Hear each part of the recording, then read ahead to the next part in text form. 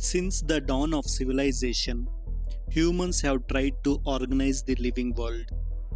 Aristotle first grouped plants simply as trees, shrubs, and herbs, and animals by whether they had red blood or not.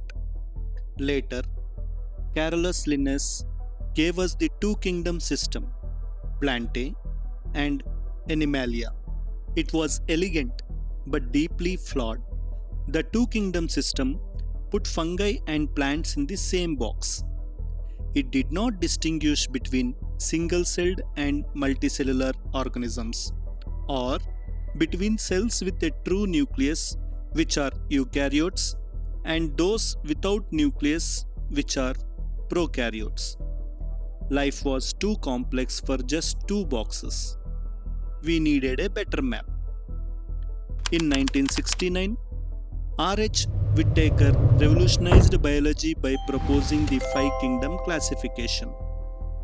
To build this system, he looked at five main criteria: cell structure, body organization, mode of nutrition, reproduction, and evolutionary or phylogenetic relationships. Let's explore these five kingdoms.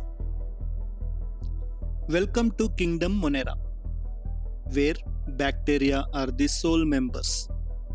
They are the most abundant microorganisms on Earth, and they are prokaryotes, meaning they lack a true nucleus. Based on their shape, they fall into four categories: the spherical coccus, the rod-shaped bacillus, the comma-shaped vibrium, and the spiral spirillum. Some, like the extreme archaebacteria, survive in the harshest habitats on Earth, from boiling hot springs to the guts of cows. Others, like the eubacteria or true bacteria, include cyanobacteria that photosynthesize like plants, and microscopic parasites like mycoplasma, which is smallest known living cell, which completely lack a cell wall and can survive without oxygen. Next is Kingdom Protista. All single-celled eukaryotes are placed here. This kingdom forms a link between plants, animals, and fungi.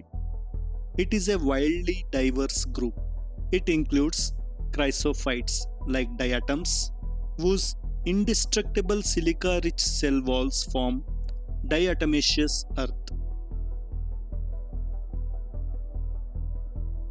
It includes dinoflagellates, which can multiply so fast they cause toxic red tides. It also includes euglenoids, which photosynthesize in sunlight but turn into predators in the dark. And of course, the protozoans, the ancient relatives of animals, like the amoeba and the malaria-causing plasmodium. Kingdom fungi is a unique kingdom of heterotrophic organisms. They don't make their own food, they absorb it. Except for single-celled yeast, fungi are made of long thread-like structures called hyphae, which form a network called mycelium. Crucially, their cell walls are made up of tough substance called chitin. Depending on their mycelium and how they reproduce, they are divided into four main classes: Phycomycetes, Ascomycetes. Ascomycetes are the sac fungi, Basidiomycetes, which are club fungi, and Deuteromycetes, often called the imperfect fungi, because we only know their asexual phases.